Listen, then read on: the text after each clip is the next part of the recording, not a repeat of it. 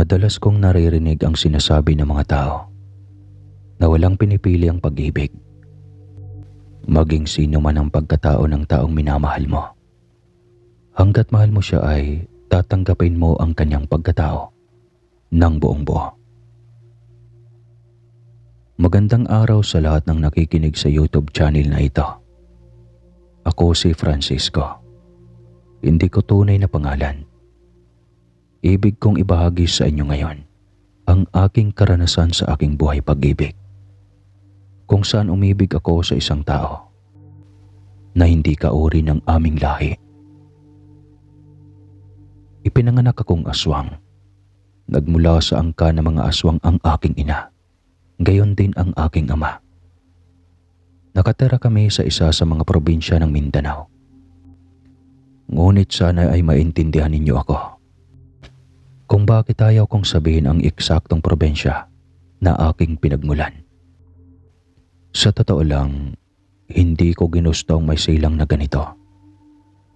Ngunit wala naman akong ibang magawa kundi tanggapin na lang ang aking pagkatao. Itong pagiging aswang ko na nga ang nagiging pangunahing balakid nang umibig ako sa isang magandang dalaga na nakatira lang din sa probinsya namin. Itago natin siya sa pangalang Rufina. Siya ang babaeng masasabi kong iniibig ko talaga ng labis.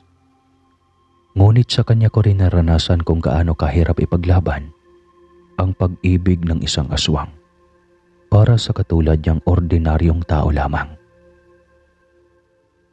Bago ko nakilala si Rufina, dumaan muna ako sa kamay ng maraming babae. Minahal ko rin sila ng totoo. Binigay ko ang lahat ng kaya kong maiaalay sa kanila. Hindi ko na nga iniisip pa ang aking sarili. Bigay lang ako ng bigay at hindi ako naghahangad ng kapalit. Pagmamahal lang nila ang kailangan ko at masaya na rin ako dahil nasusuklian nila iyon kahit papano. Kaya lang, sa bawat pagkakataong inaamin ko sa kanila ang pagiging aswang ko, iniiwan na lang nila ako ng ganun-ganun na lang. Iba't iba ang reaksyon ng mga babaeng iyon. Ang iba natatawa. At ang iba na may iniisip na nagbibiro ako.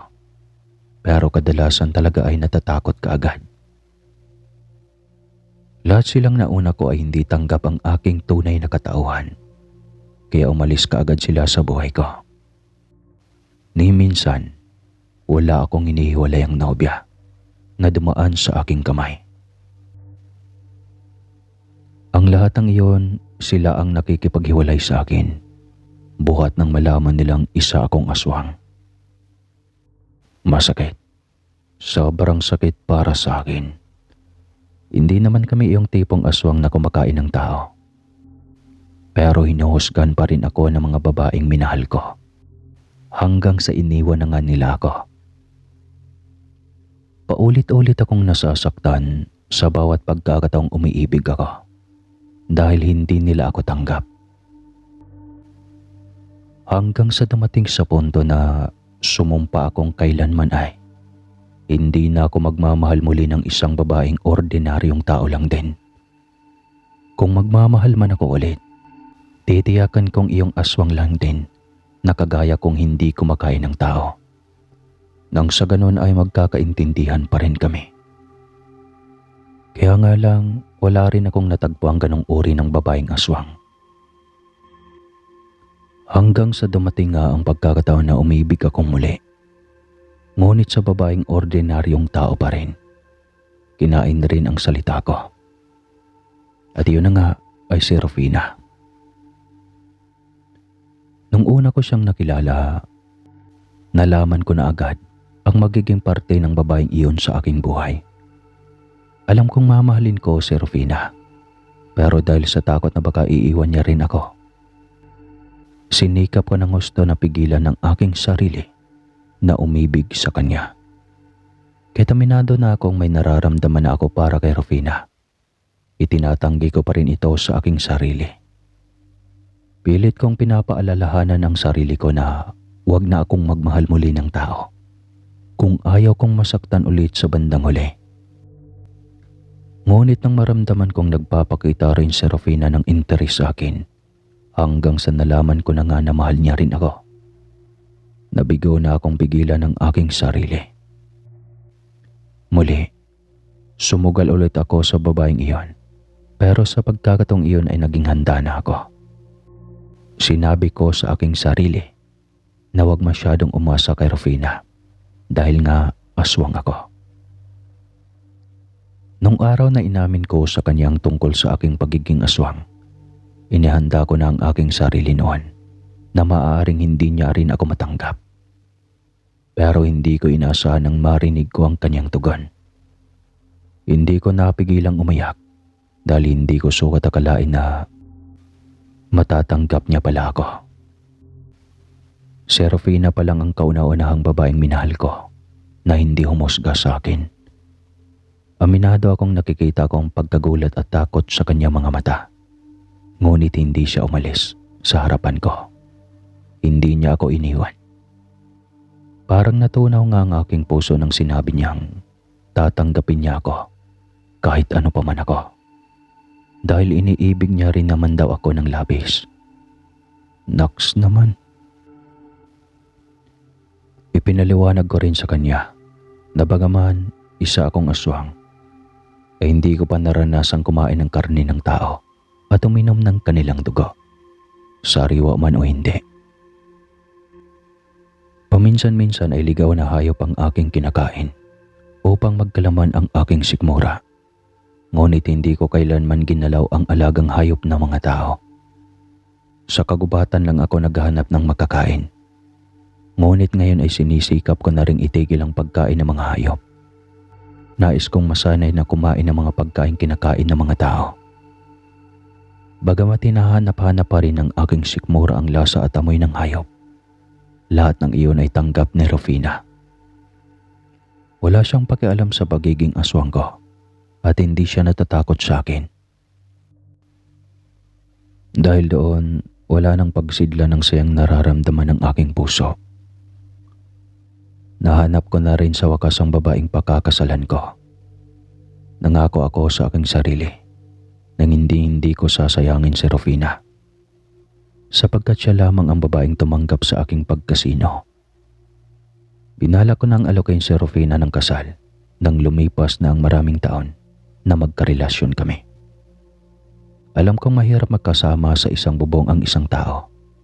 Kaya nga pinaghahandaan ko na iyon sa pamamagitan ng pagsanay sa aking sarili na mamuhay bilang ordinaryong tao na. Naniniwala ako na darating din ang araw na iyon para sa babaeng pinakamamahal ko. Kakalimutan ko ang pagiging aswang. Isang araw, nakatanggap kami ng liham ngunit walang bakas kung kanino ito nanggaling. Iniwan lang ito sa paanan ng pintuan ng bahay namin. Itay, may liham pong iniwan dito. Para kanino po ito? Tanong ko kay Itay. Natawagin na lang natin siya sa pangalang Fride. Ano anak? Abay, ewan ko. Hindi ba para sa'yo iyan? Tanong niya pabalik sa akin. Hindi po eh. Wala kasing nakalagay. Baka kay inay ito. Uwika ko pa sa kanya. At saka siniyasat ang lagayan ng liham. Baka nga iho. Tanungin mo ang inay mo. Saad muli ng aking ama. Kaya lumapit na nga rin ako kay inay. Pero katulad ni Itay, wala ring idaya ang aking ina kung kanino iyon. At kung kanino rin ang galing. Nagtataka kami. Kaya binuksan ko na nga ang naturang liham at saka sinimulan itong binasa. Hindi ko alam pero parang kinakabahan ako. Hanggang sa mabasa ko na nga ang nakasulat doon. Nilakasan ko ang aking boses para marinig din ng aking mga magulang ang mensaheng nakapaloob sa liham. Matapos ko yung basahin ay tila nanindig ang aking mga balahibo sa katawan. Isa iyong liham ng pagbibigay babala sa aking pamilya. Kunot na kunot ang aking noo.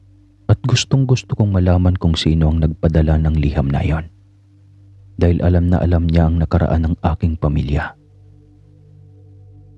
Paano nalaman ng taong ito ang tungkol sa aksidenteng pagpatay natin ng isang babae noon? Kinakabahan ngang tanong ni inay, na pareho naming hindi nasagot ng aking ama. Maraming taon na ang nakalipas magmula noong aksidente naming mapatay ang isang ginang na ordinaryong tao. Kahit sumumpa man, hindi namin sinasadyang mangyari ang trahedyang iyon. Lalo na't nadamay rin ang aking lola. Dalawa ang buhay ang nasawi at iyon ang buhay ng ginang na iyon at sa minamahal kong lola na siyang ina ng aking ama. Isa iyong kaguluhan sa pagitan ng aking lola at ng ginang. Nag-aagawan sila sa matalim na itak hanggang sa inawat namin ngunit sa kasamaang palad ay aksidenteng nasaksak ni itay ang ginang at nasugatan naman ng malalim si lola hanggang sa naubusan siya ng dugo na agad ring ikinasawi ng kanyang buhay. Ngayon, nagtataka ako kung sino ang nagpadala ng liham. Nakasaad kasi roon na maganda raw ako at ang aking pamilya sapagkat maghihiganti sila sa amin. Kinakabahan ako dahil hindi ko nakilala kung sino ang posible naming kalaban.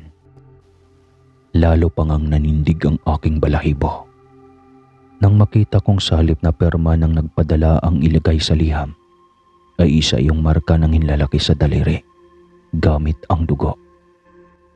Alam kong dugo iyon dahil aswang ako at naaamoy ko pa rin ang dugo. Sinyalis na kagagawa lang ng liham na iyon. Nababakas ko rin ang pag-aalala sa mukha ni Nainay at Itay. Ayaw na ayaw namin ang kaguluhan. Kaya hindi ko napigilang mag-alala para sa kaligtasan ng aking pamilya. Gusto kong mamuhay kami ng tahimik sa probinsyang iyon, ngunit ang dahil sa natanggap naming liham, tila nababagabag na ang aking puso at hindi na napigilang mangamba para sa mga posibleng mangyari sa aming buhay sa mga susunod na araw. Gayunpaman, pinilit pa rin naming huwag munang pansinin ang tungkol sa bagay na iyon. Naglaban na lang si inay ng mga marumi naming damit. Samantalang inaya naman ako ni itay na magtungo sa kagubatan upang manghuli ng hayop. Ilang araw na kaming hindi nakakain ng sariwang hayop, kaya natatakam na ulit ang aking ama na makatikim nito. Ayoko sanang sumama lalo at tagpipigil nga akong gawin ang bagay na iyon. Pero pinilit naman ako ni itay, kaya sumama na lang din ako. Pagdating namin sa gubat, agad kaming naghanap ng kahit na anong uri ng hayop. Mga tinggaong ang una naming nakita, kaya tinulungan ko na nga si itay na hulihin iyon. Hindi nagtagal, nahuli na nga namin ang naturang hayop na aming kailangan. Takam na takam si itay, kaya agad niya itong nilantakan. Samantalang ako ay nanonood lang sa kanya at nagpigil ng aking sarili dahil napapalunok na rin ako ng sarili kong laway. O Eho, ano pang hinihintay mo riyan? Kumain ka na. Napakasarap nito oh, sariwang sariwa pa. Tirahan na lang natin ang iyong inay.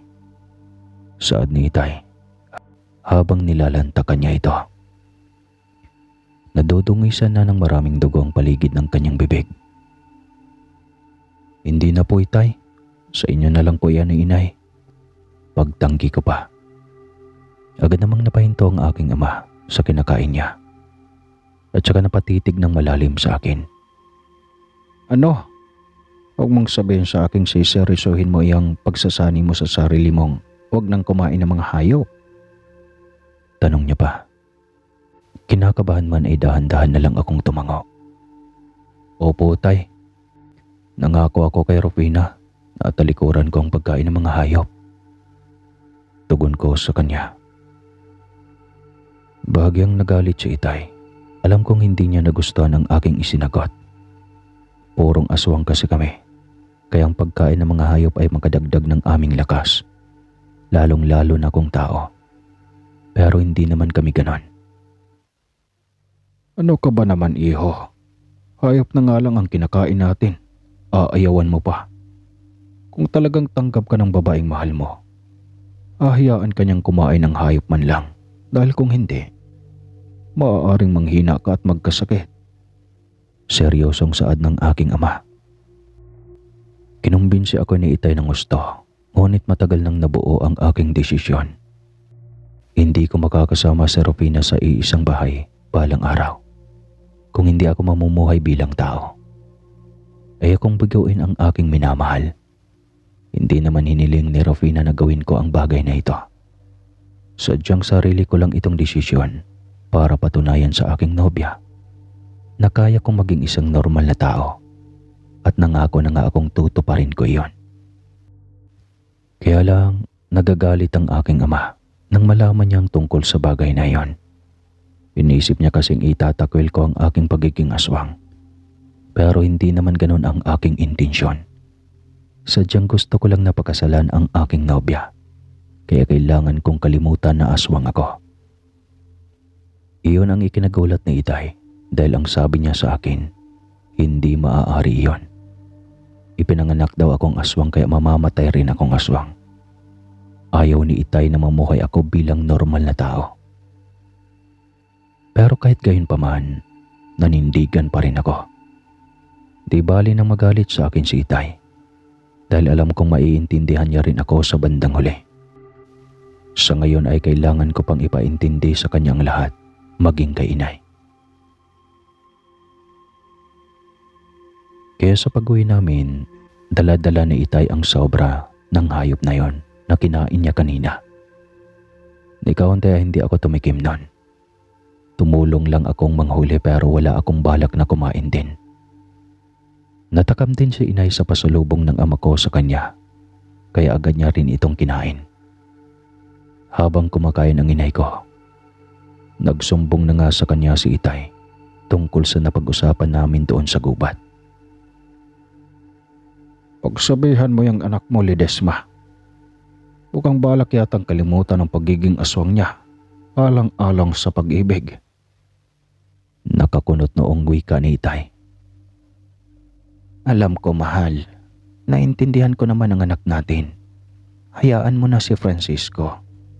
Malaki na siya at marunong na siyang magdesisyon para sa kanyang sarili. Tugon ng aking ina na ikinagulat ka ng gusto. Hindi ko sukat akalaing hindi tutol ang aking ina sa desisyon kong iyon. Kaya tuwang-tuwa ako. Bagya pa silang nagtalo ni Itay dahil sa kanyang sinabi. Ngunit agad ko naman silang inawat. Napailing na nga lang ang aking ama nang makita niya akong niyakap ko ng sobrang higpit si Inay. Dahil suportado niya ako kung ano ang ikinaliligaya ko. Si Itay naman, alam kong hangad niya rin ang aking kaligayahan. Hindi nga siya tutol sa relasyon namin ni Rufina. Ang ayaw lang talaga ni Itay, iyong mamumuhay ako bilang ordinaryong tao at normal na tao. Gusto niya pa ring magpatuloy ang lahi namin bilang aswang. Sa samangan ng loob ni Itay, ay walang pasabi na siyang lumabas ng bahay para magpahangin doon sa labas. Bagamat hindi ko pa nakuha ang buong loob ng aking ama, humugot na muna ako ng lakas ng loob kay Inay. Hayaan mo muna ang Itay mo, Francisco, iho. Alam kong kalaunan ay matatanggap niya rin ang iyong desisyon. Sundin mo ang puso mo, anak. Gawin mo kung anong ang ikaliligaya mo.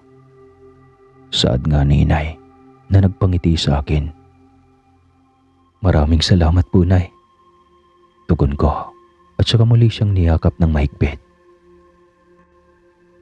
Magmula noon, itinuloy ko na ang aking balak na pakasalan si Rufina. Nag-ipon ako ng maraming pera. Nagtatrabaho ako sa kung saan-saan.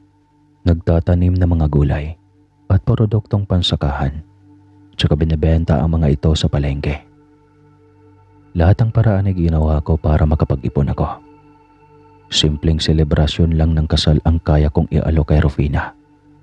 Ngunit natitiyak kong matatanggap niya iyon, lalo na't hindi naman isang malahong babae ang aking nobya.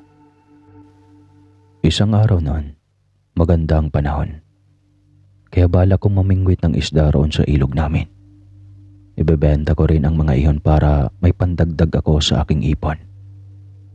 Dinala ko na ang lahat ng aking kagamitan sa pamimingwit at saka agad na dumiretso ako sa ilog. Nakangiti pa ako habang naglalakad dahil bahala kong dalawin si Rufina sa bahay nila pagkatapos kong mamingwit. Lalo na't malapit lang sa ilog ang kinaroroonan ng bahay nila. Pagkarating ko roon sa ilog, hindi ko inasahan ang aking nakita. Otomatikong naglaho ang ngiting nakaukit sa aking labi nang masilayan ko ang babaeng nagtatampisaw sa ilog at mayroon siyang kasamang lalaki. Tuwang-tuwa silang dalawa at naglalaro pa nga sa tubig. Agad na kumunot ang aking noo nang makitang si Rufina yon. Ngunit hindi ko kilala ang lalaki. Mabilis ko silang nilapitan doon sa tabi ng ilog na pinakamalapit sa nilalanguyan nila. "Rufina!" Pagtawag ko sa aking nobya. Sabay naman silang lumingon ng lalaki sa akin. "Oh, Francisco," tugon ng aking nobya. Pansin ko ang pagkawala ng ngiti ng aking nobya at saka siya umahon sa ilog para lapitan ako. Sumunod naman ang lalaki sa kanya. "Ikaw pala, mahal. Anong ginagawa mo rito?" Tanong ni Rufina sa akin. Pero nakapako lang ang aking paningin sa lalaking kasama niya. "Sino to?" Tanong ko pabalik kay Rufina, salip na sagutin ang kanyang tanong. Agad naman niyang ipinakilala sa akin ang lalaki. Pinsan niya raw iyon. Ang pangalan ay Ignacio. Naramdaman ko ang biglaang kahihiyan dahil agad kong pinagselosan ang lalaking pinsan niya lang pala. Nakipagkamay ako sa lalaki at tinanggap niya naman iyon. Pero nakakunot ang aking noo nang mapansin kong parang napipilitan lang si Ignacio. Hindi ko na lang iyon inalintana pa dahil baka nagkamali lang ako. Kaya lang ay hindi ko talaga gusto ang paraan ng pagtingin ni Ignacio sa akin. Napakayabang niyang tignan. Sa ula ko ay baka hinusgahan niya si Rufina dahil hindi naman maitatangking sobrang ganda ng aking nobya. Samantalang ako ay hindi naman kagapuhan at aminado akong may itsura nga itong pinsan niyang lalaki. Nag-aya ako sa kanilang dalawa na bumalik na sila sa pagtatampisaw habang mamimingwit ako ng isda sa unahan. Pero nilalamig na raw ang aking nobya at nais na niyang umuwi. Kaya hinatid ko na nga rin sila. Iniwan ko na muna sa tabi ng ilog ang aking mga kagamitan sa pamimingwit para ihatid si Rufina pa uwi sa kanilang bahay. Sinabi pa ng pinsan niyang si Ignacio na hindi na raw kailangang ihatid ko sila dahil kasama naman siya ng aking nobya. Pero nagpumilit pa rin ako. At pumayag naman si Rufina. Pagkarating sa bahay nila, pansin kong nagulat ang kanyang pamilya. Siguro ay hindi nila inaasang darating ako. Kilala na rin ako ng pamilya ni Rufina dahil ilang taon na rin naman kaming magkasintahan. Ilang minuto nga nila akong inaliw roon habang nagbibihis pa si Rufina. Pagkatapos niya ay saglit din kaming nakapag-usap. Hanggang sa napansin kong kakaibang tingin ng kanyang pamilya sa akin. Para bang kinakabahan sila. Animoy may tinatago sila sa akin kaya nagtataka na rin ako. Hinanap ko si Ignacio pero wala siya sa sala. Napaglaman kong magbabakasyon lang daw ang pinsan niyang iyon sa kanila ng ilang linggo. Iyon ang sabi sa akin ni Rufina kaya napatangaw-tangaw na nga ako. Maya-maya pa ay nagpaalam na ako sa aking nobya at sa kanyang pamilya. Umuwi na ako sa amin. Hindi na ako nakapamingwit ng isda dahil parang nawala na ako ng gana. Pakaramdam ko kasi may tinatago talaga sila sa akin. Hindi ko gusto ang pakaramdam sa Ignacio na iyon. Kakaibang paraan ng pagkatitig niya sa aking nobya noong nasa ilog kami kanina. Hindi ganon ang tinginan ng isang pinsan lang. Naging palaisipan sa akin ang bagay na iyon. Ngunit sinikap ko na lang nakalimutan upang hindi ako mabagabag pa. Napansin ni na inay at itay ang pagkukunot ng aking noo. Tinanong nila ako kung anong nangyayari sa akin. Pero hindi ko sinabi sa kanila ang totoo. Ayoko rin namang malaman nila ang tungkol sa bagay na iyon. Lalo na't wala rin namang saysay kahit na malaman pa nila. Isang araw, sumapit ang kaarawan ni Itay. Hindi kami mahilig maghanda ng kung ano-anong pagkain para sa kaarawan. Dahil hindi namin iyon nakasanayan. Parang normal na araw lang din ang kaarawan namin bilang aswang. Hindi uso sa amin ang selebrasyon. Maghapon lang kaming nakatambay sa bahay. Parang normal na araw lang din talaga. Hanggang sa kinagabihan nun ay pumasok na kami sa loob ng bahay. Maya-maya pa, may biglang tumawag sa amin mula sa labas ng bahay. Tao po. Nagulantang na nga ako nang marinig ang boses ng isang babae at alam kong si Rufina iyon. Siyempre naman, kilalang kilala ko ang boses ng aking minamahal na nobya. Agad kong binuksan ang pintuan namin at nakita kong naroon nga sa labas ng bahay si Rufina. Oh, mahal, anong ginagawa mo rito? Gabi na. Bungad ko kay Rufina. Lumingon-lingon ako sa paligid at wala akong nakitang kasama ng aking nobya. Agad ko siyang pinapasok dahil gabing-gabi na at sobrang madilim na sa labas. Pagpasok ni Rufina, agad niyang binati ang aking mga magulang. Mag-ilaw namang tumugon sina Inay at Itay sa kanya.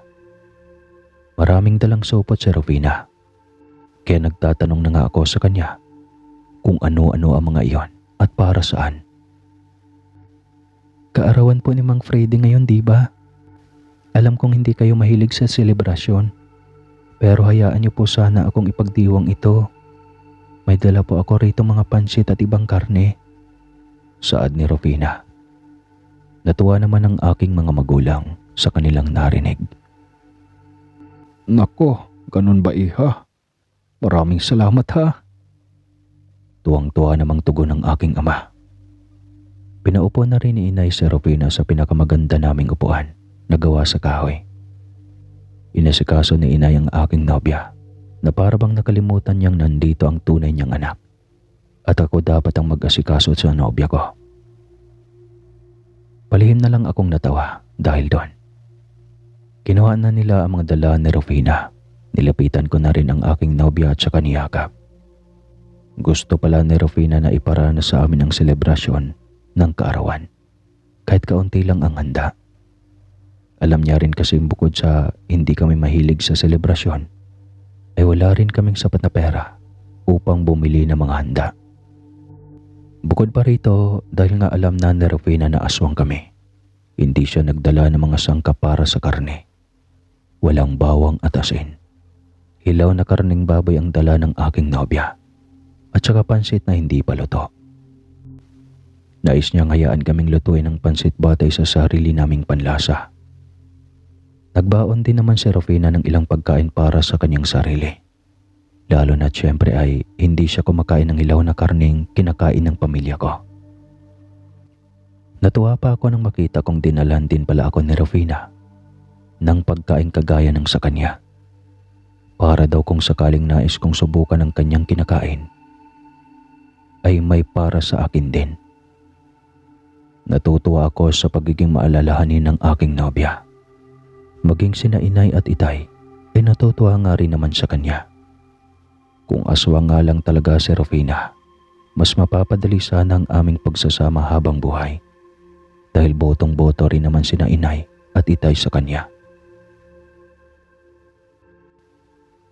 Maya-maya pa, habang masaya kaming nagsasalo-salo sa mga pagkain, napansin kong biglang nabalisa si Rufina. Para siyang pinagpapawisan kahit na malamig na ang gabi. Tatanungin ko na sana siya ngunit napahinto ako at nagulat sa aking nakita. Habang nagluluto pa si tatay ng pansit, ay pasimpleng pinuhusan ni Rufina ng likidong pagkain na karne sa plato ng aking ama. At patago niya lang na ginawa iyon. Sadyang nagkataon lang na hindi nakatakas sa aking paningin. Agad akong kinakabahan sa nakita ko. Hindi maganda ang aking iniisip. Umaasa akong hindi lason ang nilagay ni Rufina sa pagkain ng aking ama. Hindi ko na nga napigilan ang aking sarili at tinanong ko na ang aking nobya. Rufina, anong ginagawa mo? Ano yung nilagay mo sa pagkain ng aking itay? Tanong ko na nga sa kanya. Napahinto naman si itay sa kanyang ginagawa. Maging si inay, nakasalukuyan ng sumusubo ng ilaw na karning baboy. Hindi ko inasahan ang naging tugon ni Rufina. Hindi ko kaya ito. Patawarin mo ko, mahal ko. Patawad. Umalis na kayo rito at tumakas na kayo habang may oras pa. Naiiyak na wika ng aking nobya. Hindi ko maintindihan kung ano ang sinasabi ni Rufina. Agad na bumilis ang pintig ng aking puso nang marinig ko ang kanyang tinuran. Ano bang ibig mong sabihin, Rufina? Tanong ko na nga habang kinakabahan na ako. Nakuha ko na rin ang atensyon ng aking mga magulang. Sabay na nga silang lumapit sa akin habang kaharap namin si Rufina, na umiiyak na sa hindi ko malamang dahilan. Hanggang sa nagsalita muli ang aking nobya.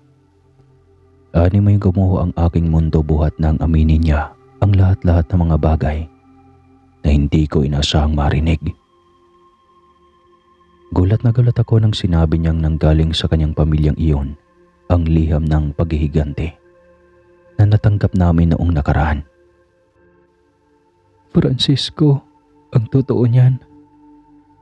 Pinaibig lang kita para gamitin ka sa paghihiganti ng aking pamilya laban sa inyo. Saad nga ni Rufina na tila bomba sa aking pandinig. Ano? Ano bang ibig mong sabihin, Rufina? Magpaliwanag ka. Singhal ko na nga sa kanya. Napakapit sa aking braso ang aking ina at alam kong kinakabahan na rin siya sa pagkakataong iyon. Samantalang si itay naman ay kunot na rin ang kanyang noo habang naghihintay sa bawat salitang bibitawan ng aking nobya. Inutusan ako ni itay na paibigin ka sa akin para maisakatuparan niya ang paghihiganti laban sa inyong pamilya. Ako ang anak ng babaeng aksidente niyong napatay, kasama ang iyong lola Francisco. Hindi matanggap ni itay ang nangyari, kahit aksidente lang iyon, at balak niyang maghiganti. Ang totoo niyan, si Ignacio, yung lalaking nakita mo na kasama ko sa ilog. Matagal ko na siyang kasintahan. Magkarelasyon na kami mula pa noong hindi pa namatay ang aking ina. At alam din ni Ignacio ang tungkol sa paghihiganti ng aking pamilya. Kaya pumayag siya sa pakiusap ni itay na maging nobya mo rin ako. Mahabang paliwanag ni Rufina. Sa dami ng sinabi niya, parang wala na akong maintindihan. Ang alam ko lang ay naninikip ng bahagya ang aking puso dahil sa magkahalong gulat at sakit na nararamdaman ko. Dagdag pa ni Rufina, ngayon daw ang itinakdang gabi ng kanilang paghihiganti sa mismong kaarawan ng aking itay. Habang umiiyak ay inaamin ni Rufina na naparito siya. Hindi para bigyan ng selebrasyon ang kaarawan ni itay, kundi para lagyan ng laso ng pagkain naming tatlo. Gulat na gulat ako nang sabihin niya iyon. Pero mabilis niyang sinundan ng pahayag na wala pang ni isa sa amin ni inay at itay ang nakakain ng pagkaing may lason. Parang ayaw kong tanggapin ang lahat ng sinabi ng aking nobya. Hindi ako nakapagsalita.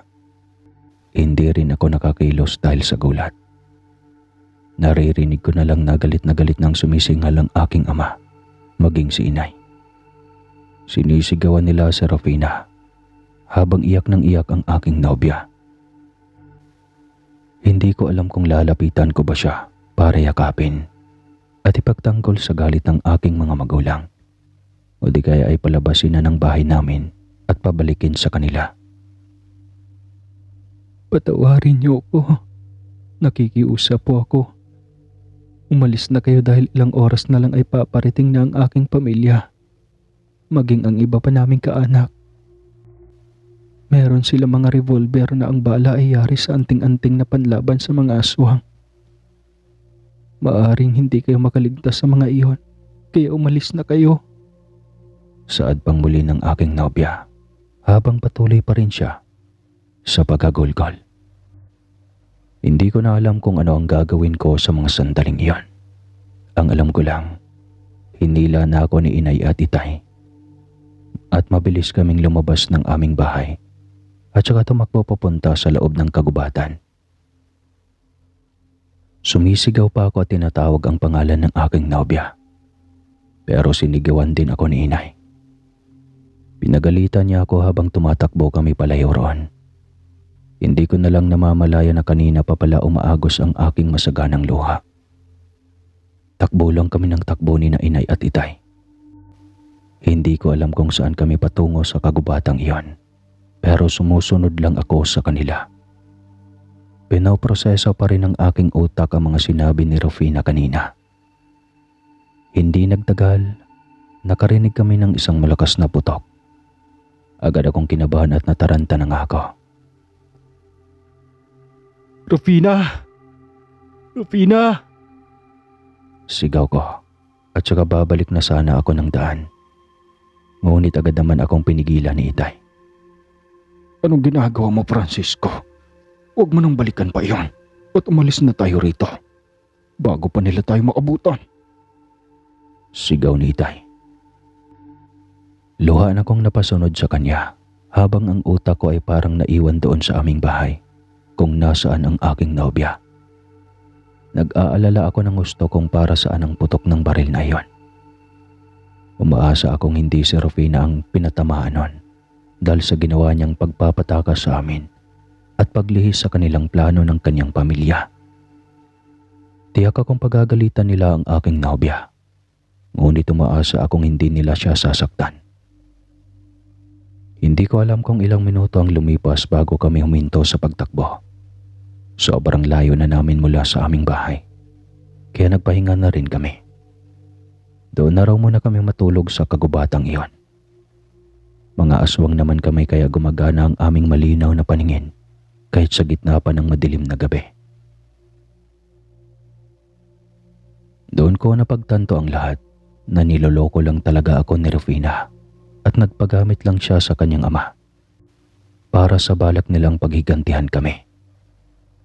Hindi ko alam kung minahal nga ba talaga ako ni Rufina o pagpapanggap lang ang lahat ng ipinakita niyang pagmamahal sa akin. Wala akong tigil sa paghikbi habang inihimas naman inay ang aking likuran para pakalmahin ako. Samantalang si itay naman palakad-lakad sa aking harapan at alam kong galit na galit siya sa ginawa ng aking nobya. Gayunpaman, aminado akong mahal na mahal ko pa rin si Rufina sa kabila ng ginawa niya sa akin at sa aking pamilya. Ang hindi ko lang matanggap, may ibang lalaki palang tunay na nagmamay-ari sa kanya. Hindi ako makapaniwala sa ginawa ng babaeng iyon. Singhal na nga ni itay. Labis akong nasaktan sa sinapit kong iyon mula sa kamay ni Rufina. Ang akala ko pa naman, siya na talaga ang babaeng tatanggap sa akin. Kaya binalak ko na pakasalan siya. Ngunit nagkakamali lang pala ako. Hanggang sa lumipas ang isang araw, lumabas na kami sa kagubatang iyon. Nagtungo kami sa malayong baryo kung saan naroon naninirahan ang kapatid ni inay. Doon kami nakituloy sa kanila at ikwento na rin namin kung ano ang nangyari. Hindi ko alam kung may balak pa ba ang aking mga magulang na bumalik kami sa aming bahay. Ngunit ako, nais kong bumalik at kausapin si Rufina. Nais kong itanong sa kanya kung mahal niya rin ba ako o hindi. Hindi ako matatahimik hanggat hindi ko malaman ang bagay na iyon. Hanggang sa isang araw, habang nagpapalamig pa kami sa sitwasyon, nagulantang akong muli nang may naghanap sa akin at si Rufina ngayon. Munti ko na makalimutan na kilala na pala ni Rufina ang aking buong angkan at alam niya rin kung saan nakatira ang mga ito. kaya mabilis niya akong nahanap. Doon, humingi ng tawad si Rufina sa akin at sa aking mga magulang. Nagpaliwanag siya. Sinabi niyang naglayas na siya sa kanila at nagipaghiwalay ng opisyal kay Ignacio dahil ako ang totoong mahal niya. Nahulog ang loob niya sa akin sa paglipas ng mga taon na naging magkasintahan kami.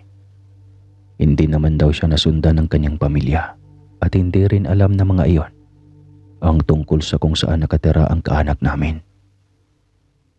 Tinanggap ko kaagad ang aking nobya dahil ganon ko siya kamahal. Bagamat galit pa rin sina inay at titay sa kanya, pero habang lumilipas ang panahon, ay napatawad na rin nila ang babaeng pinakamamahal ko. Naging maligaya rin muli ang aking puso at nanumpang magsasama kami ni Rufina habang buhay sa kabila ng aking pagiging aswang. Lumipas sa mga taon ay hindi kami nakasal, pero nagsasama pa rin kami hanggang ngayon, hanggang sa biniyayaan kami ng 5 anak.